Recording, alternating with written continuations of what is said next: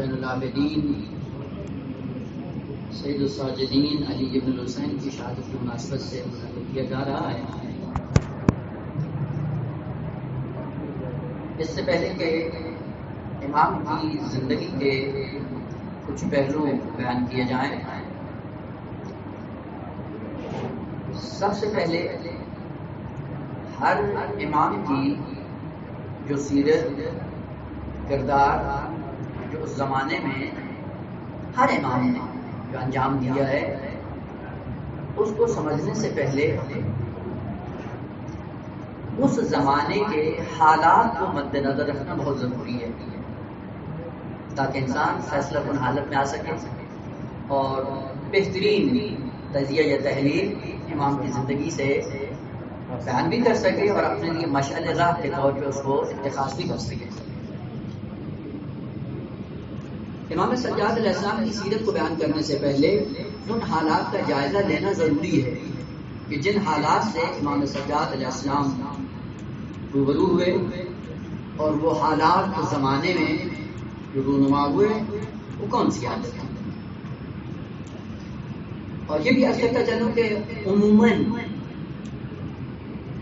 ہم ائمہ طاہرین علیہ السلام کی سیرت کو بیان کرنے کے لیے جس روش اور طریقے کو اپناتے ہیں وہ بھی زیادہ صحیح اور معتبر نہیں ہے، کیونکہ ہم سیرت کے نام پہ تاریخ کو بیان کرتے ہیں، سیرت بیان نہیں ہوتی۔ سیرت الگ علم ہے، تاریخ الگ علم ہے، اور جب دونوں میں خلط ہو جاتا ہے، سیرت اور تاریخ کی مرزبندی نہیں ہوتی تو تاریخ کو سیرت کے نام پہ بیان کیا جاتا ہے، جبکہ سیرت کا ایک پہلو بھی اس کے اندر بیان نہیں ہوتا۔ جس طرح کہ آپ ابھی اٹھا لیں جتنی بھی ہیں سیرت کے نام پہ جو کتابیں لکھی ہوئی ہیں، آپ ان کو اگر اٹھا کر دیکھیں تو ان کے اندر آپ کو تاریخ ملے گی، سیرت کا ایک پہلو میں بیان نہیں ہوا ہے۔ اور تو سیرہ ہشام اٹھا لیں، سیرہ ہشام نام کیا ہے؟ سیرہ، پیغمبر اسلام کا، اور اول سے آخر تک آپ کو کیا ملے گی؟ تاریخ پیغمبر۔ یا دور نہیں جائیں، ابھی آپ کو نصاب درسی کے طور پہ پڑھائی جاتی ہے سیرہ پیشوایان، تو ہونا چاہیے کہ ائمہ طاہرین کی سیرت، جبکہ ایک لفظ اس کے اندر سیرت کا نہیں ہے۔ اولاً تاریخ ہے، اور تاریخ بھی دشمنان اہل بیت کی زیادہ ہے ائمہ طاہرین کی نسبت، جبکہ معتقدات کو آپ دیکھنا چاہیں تو ہمارے مذہب امامیہ میں عقیدہ ہے کہ ائمہ معصومین کی سیرت کبھی مختلف نہیں ہوتی، سیرت ائمہ کی ایک ہی ہے۔ آپ پیغمبر اسلام سے لے کر مہدی آخر الزمان تک اگر سیرت کے باب کو بیان کرنا چاہیں تو سیرت سب کی ایک ہے۔ تو اس کا مطلب ہے یہ جو تاریخی اقدامات جو مختلف ہمیں نظر آتے ہیں، پھر یہ کیا ہے کہ یہ تاریخ ہے۔ تاریخ کے اندر کیا ہوتا ہے؟ واقعات رونما ہوتے ہیں، ختم ہو جاتے ہیں، اور پھر تاریخ کا حصہ بن جاتے ہیں، اور ایک ایک کر کے ان کو بعد میں نقل کیا جاتا ہے۔ تاریخ ان واقعات کو کہا جا رہا ہے کہ جو رونما ہوئے اور ختم ہو گئے، اور بعد میں ان کو آئندہ نسلوں کے لیے بیان کیا جاتا ہے، یہ تاریخ ہے۔ اس تاریخ کے پیچھے سیرت ہے جو کہ بیان نہیں ہوتی اور جس کی تو توجہ بھی نہیں ہوتی۔ مثلا امام مجتبیٰ علیہ السلام نے صلح کی، یہ کیا ہے؟ تاریخ۔ امام حسین علیہ السلام نے قیام کیا، کربلا میں آئے اور وہ جو ماجرا ہوا، یہ کیا ہے؟ تاریخ۔ امام سجاد علیہ السلام نے سیف السجادیہ کے دور پہ دعاؤں کا ایک اہتمام کیا، عبادت کو عام کیا، یہ کیا ہے؟ تاریخ ہے۔ امام باقر اور امام صادق علیہ السلام نے آ کر مکتب کی ترویج کے لیے دانشگاہ مکتب اس کو کھولا اور پھر تعلیمات آل محمد کو عام کیا، یہ کیا ہے؟ تاریخ۔ یہ کیوں مختلف نظر آ رہے ہیں؟ ایک امام کچھ کرتا ہے، دوسرا امام کچھ کرتا ہے، تیسرا امام کچھ کرتا ہے. یہ تاریخ ہے. تاریخ میں آپ کو حالات کے مطابق چلنا ہے، لیکن تاریخ کے پیچھے کچھ قوانین کار فرما ہیں کہ جن قوانین کے سائے میں یہ عملی اقدامات واقع ہوتے ہیں. وہ قوانین کبھی بھی بدلتے نہیں ہیں. صلح ہوتی ہے سیرت کے سائے میں، قیام ہوتا ہے سیرت کے سائے میں، دعائیں ہوتی ہے سیرت کے سائے میں، اور مکتب کی تدریج ہوتی ہے سیرت کے سائے میں، اور وہ سیرت کبھی بدلتی نہیں ہے. یہ ذہن میں رکھنا، کافی فرصت نہیں اشارہ کروں. سیرت ایک الگ مستقل علم ہے اور اس کے ارکان ہیں کہ سیرت کے اندر جو قوانین اور وہ اصول اور وہ جو ضوابط معلوم ہونے چاہیے. اور قرآن نے خوبصورت ان کو بیان کیا ہے کہ قرآنی سیرت کے وہ اصول کہ جن کی پابندی کرتے ہوئے پیغمبر خاتم سے لے کر مہدی آخر الزمان تک تمام کے تمام معصومین کی سیرت ایک ہے. سیرت میں آپ کو ذرا برابر چھوٹ نظر نہیں آئے گا، لیکن اس سیرت کو سمجھنے کی ضرورت ہے. مثلا صلح کیوں کی پیچھے سیرت کا قانون ہے، قیام کیوں کیا پیچھے سیرت کا قانون ہے. قانون ایک ہی ہے، اسی ایک قانون کے تحت امام حسن وہ اجتماع صلح کرتے ہیں، اور اسی سیرت کے قانون کے سائے میں امام حسین علیہ السلام آ کر قیام کرتے ہیں، اور اسی سیرت کے قانون کے سائے میں امام سجاد علیہ السلام عبادات اور دعاؤں کا سلسلے کا آغاز کرتے ہیں، اور اسی سیرت کے قانون کے سائے میں امام باقر امام صادق علیہ السلام مکتب کی ترویج کے لیے روایات کا ایک پورا میدان کھولتے ہیں. وہ سیرت ایک ہے، لیکن ابھی اس میں جانا نہیں. ہمیں جو امام سجاد علیہ السلام کی سیرت کے طور پہ جو چیز بیان کی جاتی ہے وہ کیا ہے؟ امام آتے تھے، دعائیں پڑھتے تھے، عبادت کرتے تھے، اور فقراء کی اعانت کیا کرتے تھے. یہ تاریخ کا حصہ ہے، یہ سیرت نہیں ہے. سیرت کو پہچاننے کے لیے آپ کو ان حالات میں جانا پڑے گا کہ جو حالات اس وقت مملکت اسلامی کے اندر رائج تھے، اور کئی ایک مشکلات تھی امام سجاد علیہ السلام کے سامنے کہ جن مشکلات کو دیکھتے ہوئے امام نے جو عملی اقدامات کیے وہ سیرت کے قانون کے سائے میں تھے، اور ان مشکلات کو ختم کرنے کے لیے جس روش کا انتخاب کیا وہ روش یہ تھی کہ عبادت ہو، دعاؤں کا سلسلہ ہو. اب وہ کیوں اپنایا؟ اگر وہ حالات ذہن میں آ جائیں تو پھر واضح ہو جاتا ہے کہ امام کی یہ روش اور یہ طریقہ کاملاً ان حالات کے ساتھ سازگار تھا. اب تھوڑی سی چند مسائل پر میں اشارہ کر دوں، پوری بات تو ممکن نہیں ہے بیان کر سکوں. پہلی مشکل جو اس وقت مملکت اسلامی میں رونما ہوئی اور جس کا سامنا امام سجاد علیہ السلام کو کرنا پڑا وہ یہ تھا کہ واقعہ کربلا کے بعد روایت میں ہے کہ الناس بعد القتل یا بعد الموت یا بعد شہادت امام حسین علیہ السلام کی شہادت ازداد الناس الا ثلاثہ او اربعہ، یعنی اکثریت مسلمانوں کی امام کی شہادت کے بعد سب دین سے نکل گئے. اور اس کی وجہ بھی یہ تھی. دیکھیں کبھی کبھی انسان کی توقعات ہوتی ہیں، اور توقعات جب انسان کی پوری نہیں ہوتی اترتی ہیں تو ایسا ایسا مایوسی ان کی زندگی میں آنا شروع ہو جاتی ہے. امام حسین علیہ السلام کی شخصیت مسلمانوں کے اندر معلوم تھی، ظاہر ہے راکب روش پیغمبر، اور آہستہ آہستہ اہل بیت کا سلسلہ جب آگے بڑھتا ہے تو بلاخر امام حسین علیہ السلام کی ایک شخصیت مسلمانوں کے اندر تقدس کے نام سے جاری تھی، اور ذہن میں تھی ان کے یہ ایک مقدس شخصیت ہے. اور جب میدان کربلا میں امام حسین علیہ السلام کے ساتھ بنو امیہ نے اور کوفیوں نے مل کر امام کو جو شہید کیا، اور شہادت کے واقعات جیسے ہی مملکت اسلامی میں پھیلنا شروع ہوئے آہستہ آہستہ مایوسی بڑھتی چلی گئی. اور وہ کیا تھی؟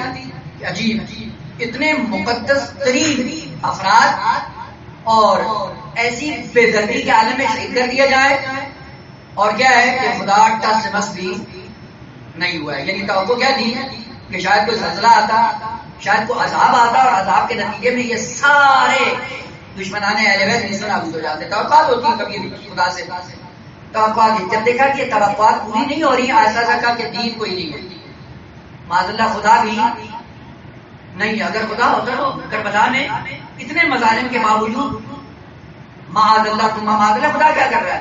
کیا آج مثلا آپ دیکھیں غزہ کے اندر جو ظلم اور بربریت ہو رہی ہے، واقعی اگر بیون انسان ہو تو دیکھنے کے قابل نہیں، یعنی شکل نہیں تم کو دیکھ سکے، بھوک اور پیاس کا عالم، اور بچے بھوک کی وجہ سے مر رہے ہیں، بڑے 5 دن تک کھانے اور پینے کا ان کو سامان نہیں مل رہا، تھوڑا سا اگر وہ سامان دیا جاتا ہے تو یہ وحشی کتا صہیونی اسرائیل وہیں پہ آ کے جہاں پہ بیچارے لائن میں آ کے لگتے ہیں انہیں پہ بمباری کر کے ان کو نیست و نابود کر دیتا ہے، اور یہیں پہ آپ کے بعد مسلمان کا خدا کا درد ہے کہ اتنی مظالم دیکھنے کے بعد ان کی توقعات یہ ہے کہ خدا کوئی غیب سے کوئی معجزے کے ذریعے ان کو نیست و نابود کرتا ہے اور ان کو نجات دیتا ہے۔ عزیزان ذہن میں یہ رہے کہ خالق کائنات نے کوئی کام معجزے سے نہیں کرنا ہے، یہ ذہن میں رکھیں۔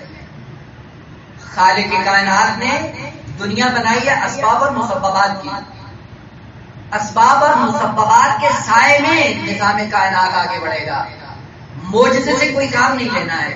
تو اگر معجزے سے خدا نے کام لینا ہوتا تو 1,24,000 انبیاء کو بھیجنے کی واقعی ضرورت نہیں تھی، اس لیے قرآن بڑی ببانگے دعائیں اعلان کرتا ہے، لو شاء لہداکم اجمعین، اگر خدا یہ چاہ لے، ارادہ کر لے کہ تمہیں ہدایت دینی ہے تو ممکن نہیں ہے کہ کوئی تم میں سے ہدایت یافتہ نہ ہو، سب ہدایت پایا ہوئے، لیکن معجزے سے یہ کام نہیں کرنا ہے، آپ کے اختیار کو مد نظر رکھتے ہوئے یہ کام کرنا ہے، اور اختیار کا مطلب ہی یہی ہے کہ سامنے والے کو جتنا ظلم کرنا چاہتا ہے اس کو آزاد چھوڑا جائے، جو مظلوم ہے اس کو بھی آزاد چھوڑا جائے، اور اسی میں امتحان ہے ظالم کا بھی اور مظلوم کا بھی۔ معجزے سے کوئی کام نہیں ہونا ہے، بس اوقات ہماری توقعات ہوتی کہ شاید معجزے کے سائے میں یہ کام ہونا ہے، بس ایک توقع میدان کربلا کے بعد لوگوں کی یہ تھی کہ اتنی مقدس ہستیاں شہید ہو گئی اور معذلہ خدا کا سے بس نہیں ہوا، نتیجہ کیا ہوا؟ مایوسی کا عالم، اور مایوسی اس حد تک پھیل گئی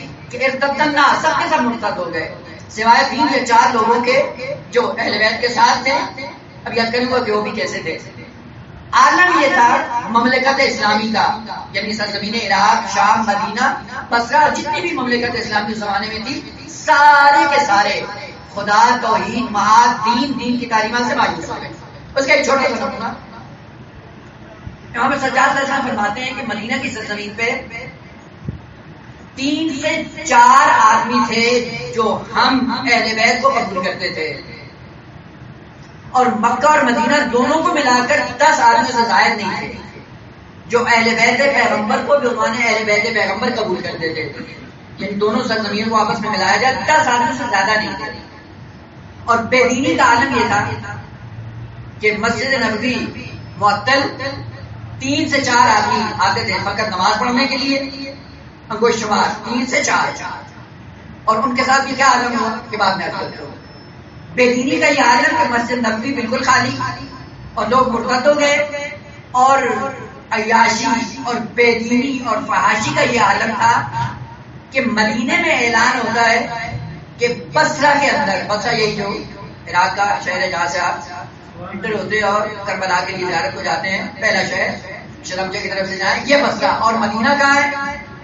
مدینہ میں اعلان ہوا کہ بصرہ کے اندر ایک رقاصہ، فاحشہ، نوجوان فحاشہ نے رقاصی کرتی ہے۔ جب یہ خبر مدینے کے اندر پخش ہوئی تو تاریخ میں یہ لکھا ہے کہ پورا مدینہ خالی ہو گیا، بوڑھا، جوان، بچہ، مرد، عورت، سب کے سب اس رقاصہ کے رقص کو دیکھنے کے لیے پورا مدینہ خالی کر کے بصرہ پہنچ گئے۔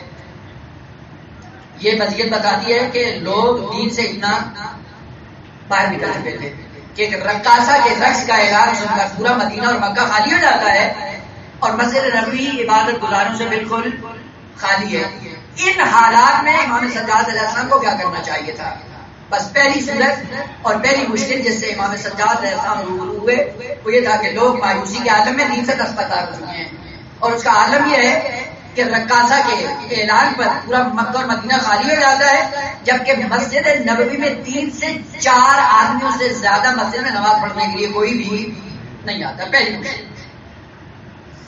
دوسری مشکل یہ تھی امام سجاد علیہ السلام کی کہ ابھی آپ یہ تصور کرتے ہیں کہ 12 اماموں کے نام لے لیتے ہیں اور 12 اماموں کی سیرت بیان کرتے ہیں، اس زمانے میں ایسا نہیں تھا۔ کہ سب کے اذہان کے اندر اسی ترتیب کے ساتھ امامت کے مصادیق سب کو معلوم ہو، ایسا نہیں تھا. امام حسین علیہ السلام جب میدان کربلا کی طرف جا رہے تھے، ام سلمہ کو بعض مطالب ذکر کیے اور بعض امانتیں دی ام سلمہ کو، اور ام سلمہ کو امانتیں دینے کے بعد کہا کہ میدان کربلا میں شہید ہو جاؤں گا، میری شہادت کے بعد جو ان امانتوں کا حقدار ہوگا وہ آپ کے پاس آ کر علامتیں بتا کر لے لے گا. یعنی امام سجاد علیہ السلام کی امامت خود ام سلمہ کے لیے بھی واضح نہیں تھی. امام نے کہا کہ یہ رکھ لو اور صاحب امانت جب آئے گا علامتیں بتائے گا تو آپ سے امانتیں لے لے گا. اور اس کا دوسرا نمونہ عینی حتیٰ محمد حنفیہ، ابھی تاریخ کے اعتبار سے ذکر نہیں کرنا کہ شخصیت کیسی تھی، حتیٰ محمد حنفیہ اس طرح کا شکار تھا، اسی لیے خود اپنی امامت کا ادعا کیا. اگرچہ بعد میں امام سجاد کے ساتھ روبرو ہونے کے بعد امام سجاد برقرار ہوا، لیکن یہ عمومی فضا بتاتی ہے کہ امام سجاد جو عنوان امام برحق خالق کائنات کی نظر پر گزیدہ امام اذہان عمومی نہیں تھے. جب آپ کو پتا ہو کہ ایک شخص جو عنوان امام اذہان عمومی کے اندر مطرح نہیں ہے، اور یہ بہت بڑی مشکل ہے وہاں پہ اسلام کو آگے بڑھانے کے لیے کہ میں کس طرح اسلام کو آگے بڑھاؤں جبکہ میں اسلام کے اندر کوئی مقام نہیں رکھتا. اس لیے امیر المومنین نے جب شورا مقرر ہوئی تو امام نے ایک مرثیہ پڑھا اور اس مرثیے میں کیا کہا؟ لا رأی لمن لا یطاع، جس کی اطاعت نہ ہوتی ہو اس کی رائے کا کوئی احترام ہوتا ہے.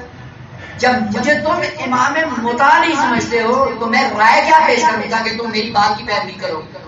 بس پہلی صورت میں امام سجاد علیہ السلام پہ عنوان امام مطرح ہوں مملکت اسلامی میں اور سب کے سب امام کی امامت کو قبول کرتے ہوں. پھر سوال یہ پیدا ہوتا ہے کہ امامت کو قبول کرنے کے بعد امام علیہ السلام نے دین کی ترویج کے لیے کیا کیا. بس یہ دوسری مشکل تھی کہ اپنی امامت کو منوانے کے لیے کچھ کرنا ہے تاکہ پہلے اذان عمومی میں امام کی امامت کا اعتراف ہو جائے، اس کے بعد پھر امام عملی میدان میں دین کو آگے بڑھائیں گے. دوسری مشکل. تیسری مشکل جو امام علیہ السلام کو درپیش تھی وہ یہ تھی کہ پیغمبر اسلام کے دنیا سے جانے کے بعد دو کام اہل بیت کے دشمنوں نے کیے اور دونوں میں کامیاب ہوئے. پہلا کام یہ کیا کہ اہل بیت کے مصادیق کو اتنی وسعت دی گئی کہ جو اہل بیت کے حقیقی مصادیق تھے ان کا مقام اور منزلت ختم ہو جائے، گر جائے. اور اسی لیے کیا کیا؟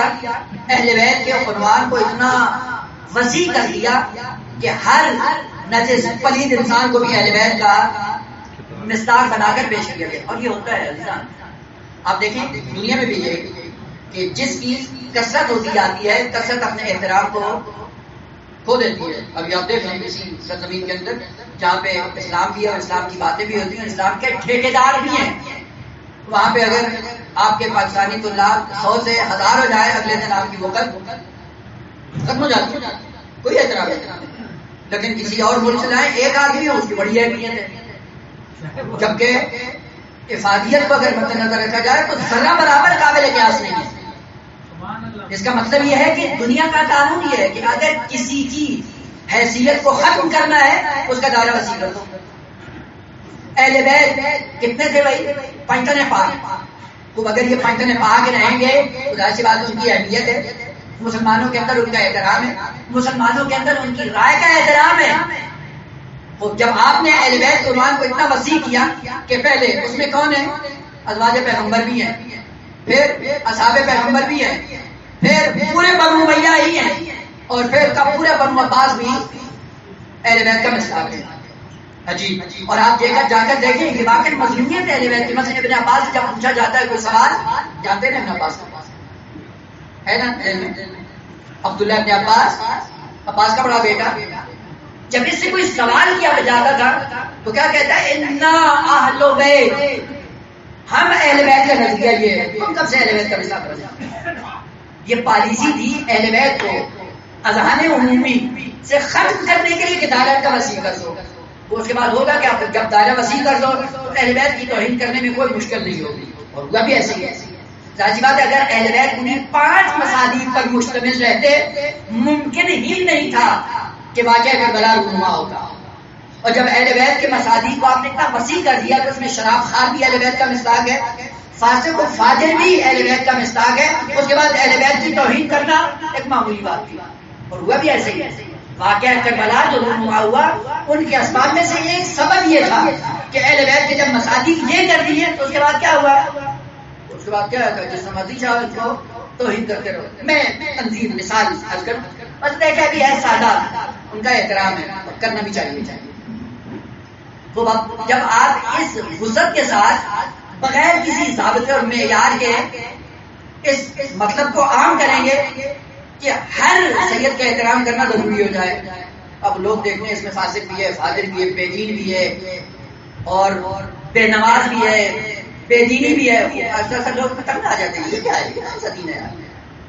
ایسے لوگوں کا احترام کرتے بھی نہیں. یہ کیا ہے, ایک شخصیت کو اپنے مقام سے گرانے کے لیے اس کا دائرہ اتنا وسیع کرو کہ فاسق فاجر جتنے بھی اس کے اندر آ جائے, اور اس کے بعد ہوگا کیا, اذہان عمومی میں اس کا تقدس ختم ہو جائے گا. انہوں نے یہی کام کیا کہ اہل بیت کے مصادیق کو اتنا زیادہ کیا کہ اب اس میں یزید بھی اہل بیت کا مصداق ہے, بنو امیہ بھی اہل بیت کے مصداق ہے, بنو عباس بھی اہل بیت کے مصداق ہے. ایسا تھا اذہان عمومی میں آ گیا کہ یہ بھی اہل بیت ہے. تو ہم میں کون سی کمی ہے جو ہم نہیں بنے اور یہ بن گئے. بس تیسری مشکل جس کا سامنا تھا کہ اہل بیت کی مرکزیت کو ختم کیا گیا اور ہر اہل غیر نجس فاسق و فاجر کو اہل بیت کا مصداق بنا دیا گیا. اب یہ مشکل کی بات سجاد کے سامنے کہ کیا کرے کہ اہل بیت کو اسی جائیگاہ پر, اسی مقام پہ واپس لایا جائے کہ اہل بیت محدود ہو جائے اور وہی افراد ہوں جو خالق کائنات چاہتا ہے, وہی افراد ہوں جن کے اندر عصمت ہے, وہی افراد ہوں جو علم غیب جانتے ہیں, وہی ہو جو صاحب کرامت ہوں, وہی ہو جو باتقوا ہوں, وہی ہو جو صاحب عبادت ہوں. تو یہ مشکل تھی کہ اہل بیت کو اپنے مقام پہ واپس لانا, یہ بہت بڑی مشکل تھی امام سجاد علیہ السلام کے سامنے تھا. اور اس کا نمونہ آپ کو پتا ہے کہ امام سجاد علیہ السلام نے کتنے حج کیے ہیں؟ ہے کوئی نہیں صاحبان علم بیٹھے 25 کا ہے ابھی تک فیگر سامنے آیا ہے کوئی نہیں. سی بات ہے, ہر امتحان ہے نا, منصوب نہیں, اٹھا کے دیکھیے گا. ان میں کئی حج ایسے ہیں جو امام سجاد علیہ السلام نے پیدل کیے ہیں. اور آپ کو پتا ہے شریف مسئلہ کہ جب انسان مسافر ہوتا ہے عالم سفر میں ظہرین کے نوافل پڑھنا جائز نہیں ہے. امام سجاد جو دن میں ہزار رکعت مستحب نمازیں پڑھتے تھے, جب سفر میں جاتے تھے نافلہ ظہرین نہیں پڑھتے تھے. اور وہ جو دین کے ٹھیکیدار تھے زاہد نام کے زاہد, وہ جب حج پہ جا رہے ہوتے تھے وہ ساری نمازیں پڑھتے تھے, ظہرین کے نوافل پڑھ رہے ہیں, اور امام محمد نہیں پڑھتے. یعنی شریف مسئلہ بھی ہے اور پڑھنا جائز بھی نہیں ہے. ظہرین کے نوافل سفر کے عالم میں جائز نہیں ہے. تو یہ مسائل اٹھا کر دیکھ لیں. فقہا کا بالاتفاق یہ فتویٰ ہے کہ ظہرین کے نوافل ثابت ہیں, یعنی نہیں پڑھ سکتے ہیں, اور امام سجاد ایسا نہیں پڑھتے. اور آج تک کسی بدبخت نے آ کر امام سجاد سے سوال نہیں کیا کہ مولا ہم تو پڑھتے ہیں, آپ کیوں نہیں پڑھتے ہو. یہ دلیل اس بات کی کہ وہ عنوان مرجع دینی امام سجاد کی کوئی حیثیت نہیں ہے. لکم دینکم ولیہ دین. یعنی آج تک تاریخ کے اندر آپ کو ایک زائر نہیں ملے گا جس نے آگے امام سجاد سے پوچھا مولا ہم تو پڑھتے ہیں, آپ کیوں نہیں پڑھتے. تو کیوں پوچھے بھائی؟ اس وقت سوال پوچھا جاتا ہے کہ جب آپ کسی کو اس منصب کا اہل سمجھتے ہو, کیونکہ آپ بھی کسی اہل غیر سے سوال نہیں کرتے. جو دین کا ٹھیکیدار ہوتا ہے اسی سے آگے سوال کرتے ہیں, عام آدمی سے آپ بھی سوال نہیں کرتے. اس سے پتہ چلتا ہے کہ اہل بیت کا جو مقام تھا عنوان مرجع دینی, اہل بیت کے عنوان کو پھیلانے کے بعد, وسیع کرنے کے بعد وہ مقام جو اہل بیت کا تھا اس سے گرا دیا گیا. یہ تیسری مشکل تھی امام سجاد کے سامنے کہ اب اس مشکل کا بھی سامنا کرنا ہے, اور ان مشکلات کو جو بہت زیادہ نہیں, ان مشکلات کو دیکھنے کے بعد پھر یہ فیصلہ کرنا چاہیے کہ امام سجاد کے سامنے کیا کیا. چوتھی مشکل جس کا سامنا تھا وہ یہ تھا کہ ایک اہل بیت کو اپنے مقام سے گرایا جائے, دوسرا کہ اہل بیت اور عوام یعنی امام اور امت دونوں کے درمیان فاصلہ اتنا کر دو کہ امت کبھی امامت کے دروازے پہ آئے ہی نہ. اور یہ مشکل پیغمبر اسلام کے جانے کے بعد ہوئی. اب وہ تاریخ میں اگر جائے تو بہت زیادہ مدد کا شکار ہو جائیں گے. فقط ایک مدد اشارہ کرنا چاہوں گا, اور وہ یہ تھا کہ پیغمبر اسلام کی دنیا سے جانے کے بعد کئی ایک دشمنان دین نے پلان کیے تھے. ان میں سے ایک پلان یہ تھا کہ اہل بیت کو عوام سے دور کر دیا جائے, صدق کا غصب کرنا اسی چیز کی علامت تھی کہ جب تک صدق اہل بیت کے ساتھ رہے گا لوگ مرتبط رہیں گے. کیونکہ آپ کو پتا ہے کہ جب تک صدق اہل بیت کے پاس تھا، کیونکہ ایک کھجور کا دانا بھی اہل بیت کے گھر میں نہیں آتا تھا، سارا عوام کے اندر تقسیم ہو جاتا تھا. اور وجہ کیا تھی کہ اسی صدق کے بہانے سے لوگوں کو اہل بیت کے ساتھ مرتبط رکھا گیا تھا. اس ارتباط کو ختم کرنے کے لیے صدق کو غصب کر لیا گیا. اور پیچھے چال کیا تھی کہ امت کو امام سے الگ کر دیا جائے. جب امت امام سے الگ ہوگی اس کے بعد جس طرح چاہو تم اپنی آزادی کے ساتھ دین کی شکلیں بنا سکتے ہو. اور اس کے مقابلے میں کیا کیا امام امیر المومنین صلی اللہ علیہ وسلم نے؟ اب جو تاریخ میں لکھا جاتا ہے جی کھجوروں کے باغات اور انبار ابیار اور کنویں جو کھودے گئے امیر المومنین کو، ان کے پس منظر میں کیا چیز تھی؟ وہی چیز جو دشمن چاہتا تھا کہ امت کو امام سے دور کر دیا جائے. امام نے باغات کو آباد کرنے کے بعد ضمن عرض کر دوں کہ امام نے کبھی کسی یہودی کے باغ میں مزدوری نہیں کی ہے. یہ تہمت ہے امیر المومنین پر، اور تاریخ کے اندر کچھ بھی نہیں ملتا ہے. یہ سن 1100 یا 1200 ہجری کے بعد بعض صحیح کتابوں کے اندر بعض واقعات ملتے ہیں کہ جس سے پتہ چلتا ہے کہ امیر المومنین نے مکہ کی سرزمین میں مزدوری کرتے تھے، جہاں پہ اصلا سالبہ میں انتفاع موضوع ہے کہ جہاں پہ نہ کوئی یہودی تھا نہ کوئی یہودیوں کا باغ تھا، کہ جس باغ کے اندر جا کر امام امیر المومنین جا کے مزدوری کرتے ہیں. یہ تاریخ ہے. امیر المومنین نے پورا کام کیا، زمینوں کا آباد کیا، باغات لگائے اور کنویں کھود کر آبیاری کی. آبیاری کرنے کے بعد جتنے بھی باغات پرثمر ہوتے تھے سال کے اندر ایک ڈیٹ ہوتی تھی، اور اس ڈیٹ میں آ کر پورے لوگوں کو بلایا جاتا تھا. اور اگر کیا ہوتا پورے باغات کو لوگوں کے اندر تقسیم کر دیتے. کیوں؟ تاکہ لوگ مرتبط رہے امام.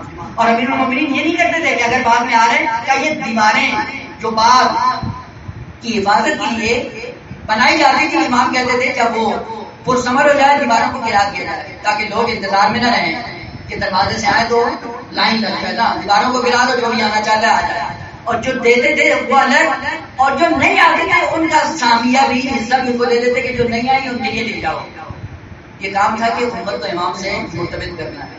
اور یہ فاصلہ امام سجاد کے درمیان بہت زیادہ تھا کہ امت اور امام کے درمیان فاصلہ اتنا زیادہ تھا کہ سرزمین مدینہ میں امام سجاد فرماتے ہیں 3 سے 4 لوگ تھے جو میرے قریبی تھے. کون کون؟ ایک سعید بن جبیر، دوسرا سعید بن مسیب، یہ ابو ہریرہ کا داماد ہے اور اہل بیت کا چاہنے والا ہے اور بہت پاکیزہ انسان ہے اور بہت ہی عابد گزار امام سجاد کی معیت میں. اور عبادت کے نتیجے میں خالق کائنات نے اس کو تعبیر خواب کا علم دیا، اس عنوان سے معروف تھا. اب ہے ابھی آپ جا کر پڑھیے گا یہ کون ہے؟ سعید بن مسیب. تیسرا شخص یحییٰ بن ام قبیل، جس کے لیے 2 نظریے تاریخ کے اندر بیان کیے جاتے ہیں. ایک یہ ہے کہ یہ امام سجاد کا رضائی بھائی ہے، اور بعض تاریخ کے اندر لکھا ہوا ہے کہ نہ یہ برادر خاندہ ہے امام سجاد علیہ السلام ہے، جو کہ امام سجاد علیہ السلام کا تیسرا چاہنے والا ہے. چوتھا ابو خالد کابلی، یہ پہلے محمد حنفیہ کی امامت کا قائل تھا اور محمد حنفیہ کے ساتھ کہتا تھا. بعد میں جب حقانیت ایک پر برملا ہوئی تو محمد حنفیہ نے ترک کیا، اور ترک کرنے کے بعد امام سجاد سے بولا. یہ 4 آدمی تھے جو امام سجاد کی امامت کے قائل تھے. اور عرض کیا کہ جو چوتھی مشکل امام سجاد کے لیے کھڑی ہوئی وہ یہ تھی کہ امت کو امام سے دور کر دیا جائے. اور دور کرنے کا نتیجہ کیا تھا کہ اتنی سختی کے ساتھ لوگوں کے ساتھ برتاؤ کیا جاتا تھا کہ کبھی اہل بیت کے قریب نہ ہوں. جانتے تھے کہ اہل بیت کے مساجد کے حقیقی کون سے ہیں، ان کے قریب نہ ہوں. کیا ہوا؟ اس سعید بن جبیر اور یحییٰ بن ام قبیل، ان 2 لوگوں کو کیا کیا؟ فقط اس وجہ سے کہ مسجد نبوی میں امام سجاد کے پیچھے انہوں نے نماز پڑھی ہے، حجاج نے بلایا اور حجاج نے بلا کر ان کے ہاتھ پاؤں قلم کر دیے اور سریعان قلم کیا. کیوں؟ یہ روڈ ڈالنے کے لیے کہ دیکھو اہل بیت کے قریب ہونے کا صلہ کیا ملتا ہے. اب اس عمومی فضا میں آپ کیا سمجھتے ہیں کہ لوگ چوک در چوک آ کر امام کی خدمت میں آ کر مسائل دینی پوچھیں گے؟ کون آئے گا امام سجاد کے پاس؟ خود جب 4 میں سے 2 کا انہوں نے عالم کر دیا ہے سعید بن جبیر، اور ہاتھ پاؤں قلم کر دیے، اور ہاتھ پاؤں قلم کرنے کے بعد لوگوں کو بتایا گیا. اسی لیے امام باقر احسان فرماتے ہیں کہ جس زمانے میں ہم زندگی بسر کرتے تھے اس زمانے میں اگر کسی کو یہ کہا جاتا تھا کہ یہ علوی ہے، یعنی اہل بیت سے منسوب ہے، یہ بدترین گالی ہوتی تھی اس شخص کے لیے، قابل تحمل نہیں ہوتی تھی. کیوں؟ کیونکہ اس کے پیچھے جو چیز کار فرما تھی وہ یہ تھی کہ اگر یہ علوی ہے اس کا مطلب کیا ہے؟ یہ فاسق و فاجر ہے، اس کی شہادت قبول نہیں ہے، اس کی گواہی قابل قبول نہیں، اس کی جان مال ناموس سب مباح ہے، قرض کا گرا دو، پیسہ اس کا لوٹ کے لے جاؤ، یعنی کاملاً اس کی زندگی دوسروں کے لیے مباح ہوتی تھی، کوئی بھی برداشت نہیں کرتا تھا. اس لیے معصوم فرماتے ہیں کہ اس زمانے میں لوگوں کو اگر زانی کہا جائے تو خوش ہو جاتے تھے، فاسق کو فاضل کہا جائے تو قبول کر لیتے، لیکن اگر کہا جائے کہ علوی ہے ان کے لیے برداشت نہیں تھا. حالات ایسے بنا دیے گئے. اب ان حالات میں اس کے بعد دیکھنا ہے کہ سید سجاد ان حالات کے پیش نظر امام کو کیا کرنا چاہیے اور امام نے کون سا اقدام انجام دیا. پانچویں مشکل جو امام کو درپیش تھی، امام کے سامنے جتنے بھی منابر اسلامی تھے ان منابر اسلامی پر امیر المومنین کو برملا سب و شتم فلان نفرین کیا جاتا ہے. اور اس زمانے میں کم از کم 20,000 کے قریب منابر اسلامی موجود تھے اور امام سجاد اسی کا پوتا ہے. امیر المومنین، منابر اسلامی، جمعہ کی نمازیں اور جتنے بھی منابر اسلامی تھے 20,000 کے قریب، اور اس 20,000 کے قریب امیر المومنین پہ سب کو شکم ہوتا ہے اور امام کے سامنے ہوتا ہے من جملہ مدینہ کی سرزمین، مدینہ کا منبر. اس مشکل کے ہوتے ہوئے کہ منسوب ہے امیر المومنین سے، پوتا ہے امیر المومنین کا، اور مشکل یہ کہ امیر المومنین کی کوئی حیثیت مملکت اسلامی میں نہیں. اس کے پیش نظر امام کو کیا کرنا چاہیے؟ 5 مشکلات بہت سے ہیں. اگر مشکلات کو گننا چاہیں تو ایک پورا باب ہے. چھٹی مشکل اشارے کر کے آپ کی زبان تمام کر دوں اور اس کے بعد دیکھنا ہوگا کہ امام سجاد علیہ السلام نے ان مشکلات کا کس عالم میں دفاع کیا، کس طرح سے امام سجاد علیہ السلام نے کامیابی حاصل کی، اور کامیابی اس طرح سے حاصل کی کہ امام سجاد جب دنیا سے جاتے ہیں جتنی محبوبیت پیغمبر اسلام کو حاصل تھی مملکت اسلامی میں، اس محبوبیت پہ آپ پہنچے امام سجاد. یعنی وہ شخص جو اتنی مشکلات کا شکار ہے، کیا کیا امام نے کہ امام کی شہادت کے بعد مملکت اسلامی میں دوسری بڑی شخصیت اسلامی مطلب تھی مملکت اسلامی کے اندر، یعنی پہلے پیغمبر دوسری شخصیت امام سجاد علیہ السلام. کیا کیا امام نے؟ وہ بہت کچھ کرنے کی ضرورت ہے. چھٹی مشکلات کرو اور آپ کی جامع تمام کر دو اور پھر اگلی اقدامات جو امام نے کیے کیا ہوا کہ وہ انشاءاللہ بات میں. آپ کو پتا ہے کہ کربلا کے بعد جب یہ لٹا ہوا قافلہ مدینے کی سرزمین میں آتا ہے اور اہل مدینہ نے یہ دیکھا کہ اہل بیت پیغمبر کے ساتھ بنو امیہ نے یہ سلوک کیا، اور یہ حالات دیکھنے کے بعد تھوڑی سی غیرت ان کے اندر آئی. اللہ تعالیٰ یہ ذہن میں رکھ لیں کہ اہل مدینہ بدترین قسم کے افراد تھے، حتیٰ کوفیوں سے بھی بدتر. وہ جو کوفیوں کے لیے امیر المومنین نے مرثیہ پڑھے ہیں اور کوفیوں کی مذمت کی ہے، کوفیوں سے بدترین حالات کے مدینہ تھے. یعنی کوفہ اور کوفہ والوں کے اندر کم از کم اتنی غیرت دینی تھی کہ جنہوں نے ابتدائی مرحلے میں یزید کی بیعت کو قبول نہیں کیا، یا اس کو بنوانے خلیفہ رسول قبول نہیں کیا. یہ اہل مدینہ اتنے بدترین تھے کہ جنہوں نے پہلی ہی فرصت میں یزید کو خلیفہ مانتے اس کی بیعت کی، سوائے 2 لوگوں کے، ایک امام حسین اور دوسرا عبداللہ ابن زبیر. عبداللہ ابن عمر اس نے سب سے پہلے بیعت کی اور باقی جتنے بھی افراد کے سب نے آ کر بیعت کی. اور پورے مدینہ میں، اور بڑے افسوس کے ساتھ یہ لمحہ فکریہ سوچنے کی بات ہے، قابل تحقیق ہے یہ بات، کربلا کے اندر بنو ہاشم کے کتنے لوگ تھے بھائی جو منصب شہادت سے فائز ہوئے؟ کتنے لوگ تھے؟ عادت یہی ہوتی ہے کہ متکلم میں وعدہ نہیں ہوتا انگلش میں جگانے کے لیے انگوش شمار بنو ہاشم کے، جبکہ مدینہ میں بنو ہاشم ایک بہت بڑا قبیلہ تھا، ہزاروں کی تعداد پر مشتمل تھا یہ قبیلہ. تو جب امام صلی اللہ علیہ وسلم کیا کرتے ہیں یہ کہاں تھے؟ اور تاریخ میں لکھا ہے کہ اگر بنو ہاشم سب مل کر امام کا ساتھ دیتے واقعہ کربلا رونمانہ ہوتا ہے، اتنی تعداد میں تھے. اور بے غیرتی کا عالم یہ ہے کہ یزید کو عنوان خلیفہ رسول قبول کرتے ہیں اور بیعت کرتے ہیں. بیعت کرنے کے بعد مدینہ بالکل خاموش. واقعہ کربلا کے بعد البتہ یہ بات لوگ کو زیادہ خوش بین ہیں، انہوں نے یہ کہا ہے کہ واقعہ کربلا کے بعد ایک تھوڑی سی غیرت آئی اور اہل بیت کی محبت کے سائے میں انہوں نے قیام کیا. البتہ یہ ایک الگ پہلو ہے کہ اہل بیت کی محبت کا سلسلہ تھا یا کوئی اور سلسلہ تھا کہ ابھی اس میں نہیں جا سکتا. خیر انہوں نے قیام کیا اور کس کی ہمراہی میں؟ عبداللہ ابن حنظلہ کی ہمراہی میں انہوں نے قیام کیا. عبداللہ ابن حنظلہ جانتے ہیں؟ یہ عمر کے اعتبار سے عبداللہ ابن حنظلہ امام حسین علیہ السلام کا ہمسن ہے. حنظلہ جو غسیل الملائکہ ہے اس کا بیٹا، باپ کی وجہ سے اس کا نام بنا اور امام نے اس کو بھی دعوت دی کہ میں چاہ رہا ہوں اس وقت اس دین کو بچانے کی ضرورت ہے، یہ نہیں آ رہا.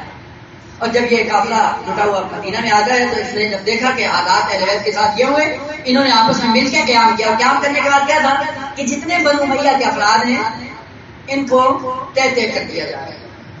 عبداللہ نے حنظلہ کو انہوں نے امام منتخب کیا. امام منتخب کرنے کے بعد انہوں نے سفیر بنا کر شام کی طرف روانہ کیا کہ جاؤ جا کر دیکھو شام کے اندر یزید کیا کر رہا ہے. یہ مدینے کا نمائندہ بن کر سرزمین شام میں آیا. جیسے یزید کو پتہ چلا کہ عبداللہ آیا ہے، اس کو پتہ چل گیا کہ کس لیے آیا ہے.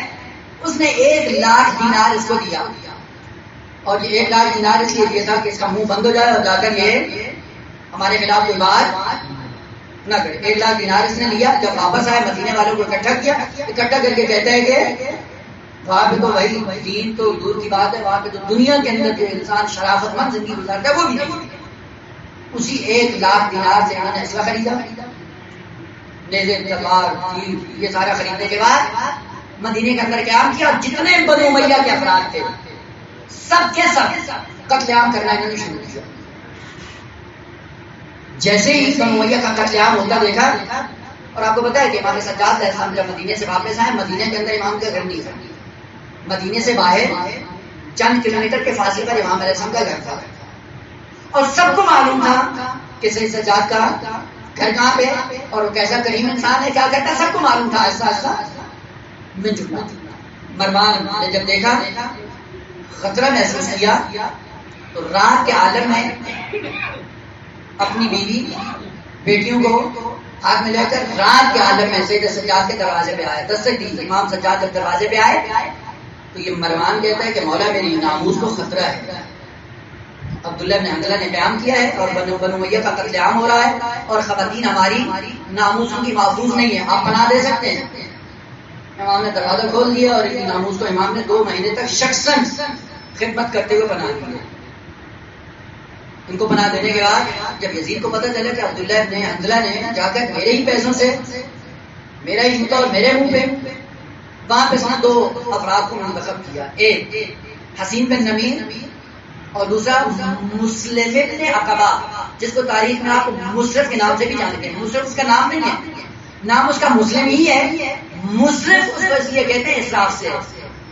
اور جب مدینے میں آ کر 3 دن مدینہ اس کے لیے یزید نے مباح قرار دیا تھا، اس اباحہ گری کے نتیجے میں اس کا نام مصرف پڑ گیا ہے. پہلا نام اس کا مسلم ہی تھا. ان کو بلایا اور بلا کے مسلم سے پوچھتا ہے کہ تم میرے یہ وفادار ہو؟ کا کتنے کا اتنا وفادار ہوں کہ اگر تم مجھے حکم دے اور تیرا باپ کھڑا ہو اور کہے کہ باپ کو قتل کر میں قتل کر دوں گا. کہ میرے باپ کے لیے میں اتنے مخلص سے کہا. کہ وہ کیسے کہا کہ تیرا باپ جو حکم دیتا تجھے قتل کر دوں کر دوں گا. کہاں یہ ہے واقع وفادار ہے. اس کو بلایا، حسین بن نبیر کو بلایا. بلانے کے بعد 4,000 کا لشکر دیا کہ جاؤ اور مدینہ میں جا کر تم لوگوں نے اللہ بولنا ہے، جس سے واقعہ ہررا وجود میں آیا. واقعہ ہررا یہ بنیاد تھی یزید کی طرف سے. اس عبداللہ بن حنظلہ کے قیام کے بعد آئے اور انہوں نے پورے مدینے کو طے کر کے جب اس کو شام سے فوج اور لشکر کے ساتھ بھیج رہا تھا، یزید شخصاً آیا اس کو پدرکا کرنے کے لیے. اور جیسے باہر آیا کہا کہ جا کے پورا مدینہ تم نے تہس نہس کرنا ہے، سارا تیرے لیے مباح ہے، لیکن یاد رکھنا کہ سید سجاد سے طرف کوئی سروکار نہیں ہونا چاہیے. مدینے میں آتا ہے اور اس میں آ کر مدینے کے اندر جو حلہ بولا. اور آپ کو پتا ہے کہ مسجد نبوی کے اندر اس نے گھوڑے باندھے، مسجد نبی کی توہین کی اور طے کیا مدینے کو. اور جتنے بڑے بڑے صحابی تھے سب کو بلایا اور سب کو بلانے کے بعد ڈیزائن میں کھڑا کر دیا اور آگ جلائی اور آگ کے اندر ایک لوہے کا سانچہ بنایا اور اس لوہے کے سانچے کے اندر عبارت یہ لکھی ھذا عبد لیزید، اور اس عبارت کو کاٹ دیا اور اس سانچے کو آگ میں ڈال دیا. اور جتنے بڑے بڑے صحابی تھے ان کو بلایا، کہا آؤ کیا ہے، کہا اعتراف کرو کہ تم یزید کے غلام ہو. جو اعتراف کرتا تھا یہ سانچا نکالتا ان کے پیشانی پہ لگا دیتا، اور جیسے ہی پیشانی پہ لگاتا وہ عبارت سامنے ابھر کر سامنے آ جاتی. دور سے پتہ چلتا کیا لکھا ہوا ہے، ھذا عبد لیزید. یہی ایک سال پہلے امام حسین نے کہا تھا اگر میرے ساتھ آؤ گے تو عزت کی موت تمہیں نصیب ہوگی، اگر نہیں آؤ گے تو تمہیں عزت کی زندگی بھی میسر نہیں آئے گی. اس وقت میں نے امام حسین کی نہیں سنی. آج امام کے نہ سننے کے نتیجے میں یزید کی غلامی کا توق پیشانی پہ سب کروا لیا، لیکن امام حسین کے ساتھ جانے کے لیے تیار نہیں. اور جو نہیں اعتراف کرتا تھا اس کی نہیں گردن اڑا دیتے تھے. اور یہ تاریخ کے اندر اتنا المیہ کہ بڑے بڑے صحابی جو اپنے آپ کو دین کا ٹھیکیدار کہتے تھے ان کی پیشانیوں پہ کندھا کروایا. اس حسین میں نمیر اور مسلم نے عقبہ نے ھذا عبد یزید، اور اسی کے بعد سے یہ بڑے بڑے صحابی ان کے عمامے آنکھوں تک آ گئے تھے اس ذلت کو چھپانے کے لیے کہ ہم تو یزید کا غلام ہیں. اور اسی اسنا میں امام سجاد کو بھی بلایا، اور امام سجاد کو بلانے کے بعد کہتا ہے کہ یہ نہ سمجھنا کہ میں آپ کا احترام کرتا ہوں، اور یہ بھی نہ سمجھنا کہ میں آپ کو اہل بیت کا مثال سمجھتا ہوں، اور یہ بھی نہ سمجھنا کہ آپ میرے لیے قابل احترام ہیں، کیونکہ میرے مرشد نے مجھے حکم دیا ہے، میرے پیر نے مجھے حکم دیا ہے کہ آپ سے میرا کوئی سروکار نہیں ہوگا، لہٰذا آپ آزاد جا سکتے ہیں. امام کو روانہ کر کے کمال احترام کے ساتھ اور مدینے کے ساتھ 3 دن تک گھوڑے باندھے گئے، اور 3 دن تک مدینے کے اندر ہر چیز مباح تھی ان کے لیے، ان کے لشکر کے لیے. 3 دن کی اباحہ گری کے نتیجے میں مدینہ کے اندر 4000 ولد الزنا پیدا ہوا. یہ عالم اسلام کی حالت، اور 4000 جو ولد الزنا پیدا ہوا ہے اس لشکر کشی کے بعد. عالم یہ تھا. تو اب سوال کہ اتنی مشکلات کے بعد مملکت اسلامی اتنی منحرف ہونے کے بعد اب امام علیہ السلام کو کیا کرنا چاہیے تھا، اور کون سے اقدام انجام دیے امام سجاد علیہ السلام نے. اب یہ فقط ایک آپ کا ذہن بنانا تھا ان ماحول کی نسبت کہ جس ماحول میں امام سجاد علیہ السلام زندگی بسر کی، اور یہ اس وقت مشکل نہیں ہے. حتیٰ اب امام غزالی کس سال گئے بھائی، کس صدی گئے امام غزالی؟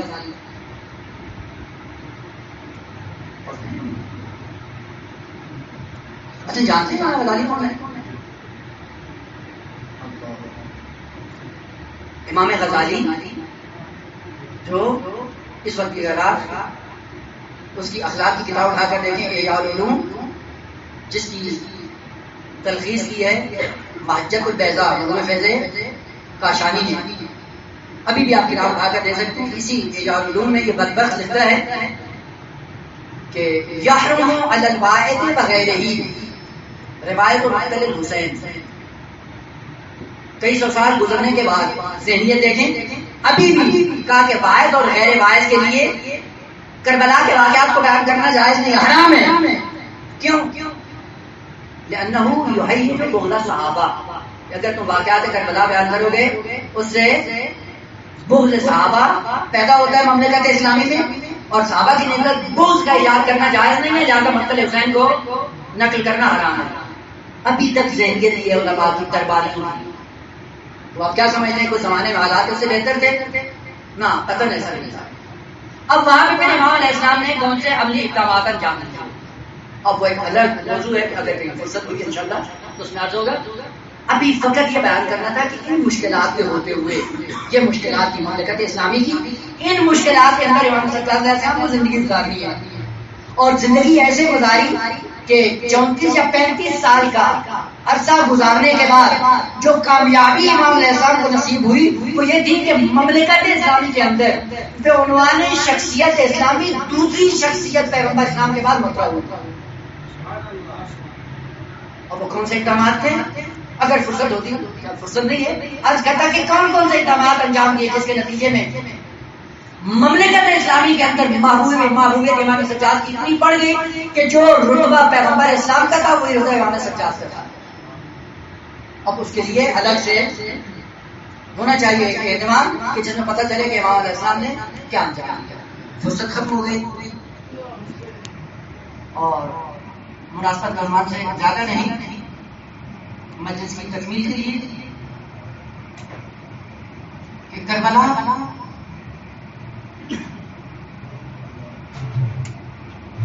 رونما ہوئی اور کربلا کو رونما کرنا آسان تھا۔ کربلا کے بعد کربلا کا تحفظ اور کربلا کا پیغام پہنچانا انتہائی سخت۔ امام حسین علیہ السلام کی ذمہ داری اگرچہ خطیر تھی لیکن امام سجاد کی نسل بڑی آسان تھی، اور اس کی وجہ یہ ہے کہ جب امام سجاد مقتل میں آتے ہیں، جس عالم میں جس کو سن کر آپ روتے ہیں، جس کو امام سجاد اپنی آنکھوں سے دیکھ رہے تھے، جس کے لیے ایک جملہ کافی ہے رونے کے لیے کہ جب امام حسین علیہ السلام گھوڑے کی زین سے زمین پہ آئے اور کسی شقی کو یہ جرأت پیدا نہ ہوئی کہ امام کے قریب ہوں، ڈر رہے تھے، تو کسی نے کہا کہ قریب جا کر امام کے ساتھ کو قلم کیا جائے، اور کسی کے اندر جرأت پیدا نہیں ہو رہی تھی، تو کسی ملعون نے مشورہ دیا کہ اگر چاہتے ہو یہ دیکھو کہ امام حسین دنیا میں ہیں یا نہیں، کا ذرا خیام کا رخ کرو، جیسے خیام کا رخ کرو کہ پتہ چل جائے گا کہ امام زندہ ہے یا نہیں۔ جیسے خیام کا رخ کیا، امام نے تلوار کا سہارا لے کر اپنے آپ کو تھوڑا سا سنبھالا، سنبھالنے کے بعد کہتے ہیں یا شیعۃ اہل ابی سفیان، اے ابو سفیان کے شیعو، ان لکم دین، اگر تمہاری یہ دین نہیں ہے، فلا تخافون المعاد، اور تمہیں قیامت کا کوئی ڈر نہیں ہے، فکونوا احرارا فی دنیاکم، آزاد مردن کی زندگی بسر کرو۔ ارے میں زندہ ہوں اور میری زندگی میں تم میرے خیام کی طرف بڑھ رہے ہو، جن خیام کی طرف بڑھنے کے لیے امام حسین کو یہ گوارا نہیں تھا، زخمی بدن کے ساتھ آ کر خیام کا دفاع کرتے ہیں، لیکن ہائے وہ بیمار کربلا جس کے سامنے یہ خیام کرتے ہوئے نظر آتے ہیں، جن کی باہوں اور پہنوں کے سروں سے نیزے سے چادروں کو اتار لیا جاتا ہے، پھوپھی کا سہارا لے کر خیام سے باہر آتا ہے اور 24 گھنٹے ان بیویوں کو دیکھتا ہے، سر کو بلند کرتا ہے، نیزوں پہ کیا نظر آتا ہے، کہیں میرے بھیا اکبر کا سر ہے، کہیں بابا کا سر ہے، کہیں چچا عباس کا سر ہے۔ اس عالم میں کربلا سے لے کر کوفہ اور کوفہ سے لے کے شام، جب شام میں پہنچا امام سجاد سے کسی نے پوچھا مولا سب سے زیادہ مصیبت آپ پہ کہاں پہ آئی؟ کہا شام، الشام الشام۔ نہ وہ کیسے؟ کہا میری پھوپھیوں کو اس عالم میں دربار میں لایا گیا کہ سروں پہ چادریں نہ دی، جزید نے اپنی بیوی کو بلایا، پردے میں بٹھایا، پردے کے سامنے سپاہیوں کو کھڑا کر دیا، ارے کسی کی نظر اس کی بیوی کے قد پہ نہ پڑے، لیکن آئے نبی زادیاں اسارت کے عالم میں شرابیوں کے سامنے خطبہ دے رہی تھی، سید سجاد ان کو دیکھ کر